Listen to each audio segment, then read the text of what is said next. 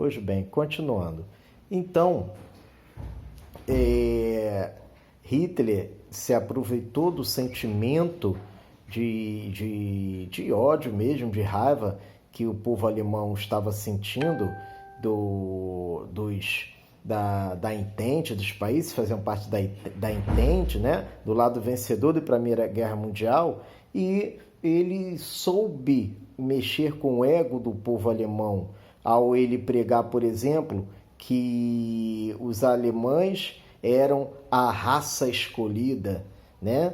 Era um descendente da raça ariana, e os alemães a eles era destinado o domínio, o controle do mundo. Então, vocês imaginem só, um povo que andava bastante humilhado, de cabisbaixo pela derrota, né, e a pena imposta pelos vencedores da Primeira Guerra Mundial. Aí surge o Hitler, que estrategicamente começa esse discurso de que, tipo, levantem a cabeça que vocês estão, os humilhados serão exaltados, nós vamos dominar o mundo. Quer dizer, então havia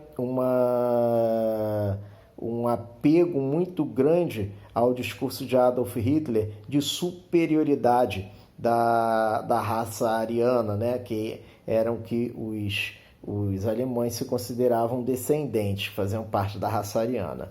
Então, agora, é importante também, quando a gente fala sobre esses regimes totalitários, que não é um fenômeno unicamente da Alemanha, tá? Na verdade, as democracias liberais, elas não tiveram tanto sucesso como... não foram todas as democracias liberais que tiveram sucesso nesse período entre guerras, como foi o caso da Inglaterra, da França. Algumas democracias liberais acabaram tentando resolver seus problemas econômicos normais em período devido à Primeira Guerra Mundial. Então, os países estavam, principalmente os países europeus, estavam tendo muito problemas, né? Então,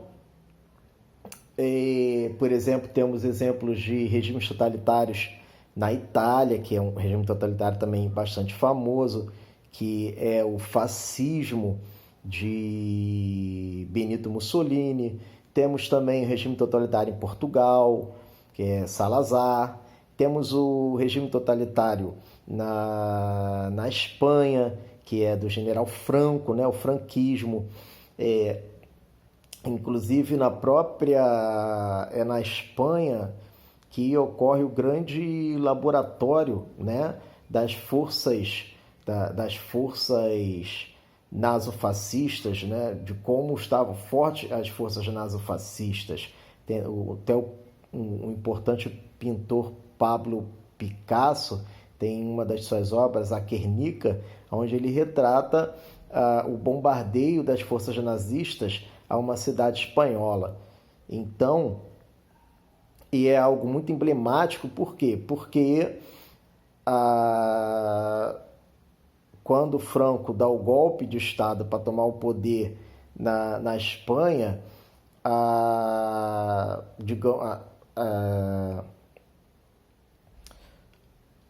ONU da época, né, não existia a ONU, era chamada Liga das Nações. A Liga das Nações intervém e as forças da Liga das Nações, né, são derrotadas pelas forças do general Franco, apoiada pelo equipamento de guerra nazista, pelos soldados nazistas, né? Então é algo muito pesado. Ali fica provado o poderio bélico das forças nazofascistas. Agora, muita gente também pergunta, mas como, né? Perguntam para mim na aula, professor, como Inglaterra, França, as potências europeias deram esse mole, principalmente porque o Tratado de Versalhes não previa que a Alemanha não poderia se rearmar, tal. Como a Alemanha constrói um poderoso exército? Porque lembra que eu falei para vocês no vídeo passado sobre a Revolução Russa? Pois bem, os europeus tinham mais medo que acontecesse algo parecido com a Revolução Russa em seus países do que medo propriamente dito das ideologias nazifascistas. Até porque as ideologias nazifascistas eram ideologias de direita, né, de extrema direita. Então, os poderosos dos países, até mesmo da democracia liberais, não temiam muito, pois era, digamos que, uma ideologia mais ligada à classe poderosa daqueles países.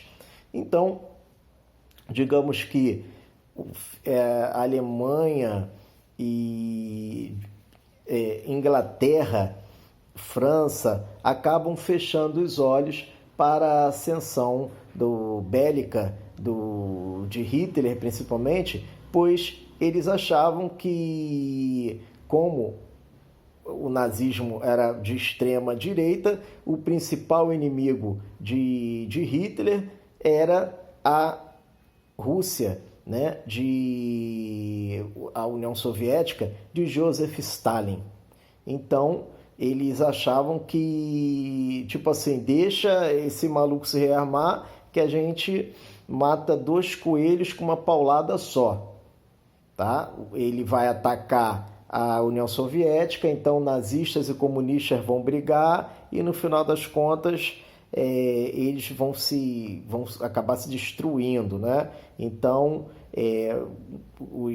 Hitler para a Inglaterra e a França era importante nesse sentido, que ele achava que o principal interesse de Hitler era acabar com o regime comunista, já que em seus discursos o Hitler ele pregava muito ódio aos comunistas.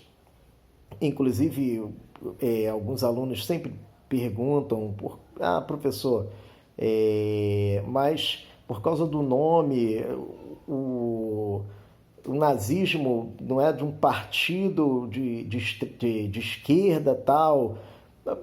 É só você pegar os discursos mesmo do Hitler, no próprio YouTube, aí tem vários discursos de Hitler atacando o comunismo, e a maior prova disso tudo é a principal teoria, né, do porquê da Inglaterra e França ter deixado a Alemanha se rearmar. Então,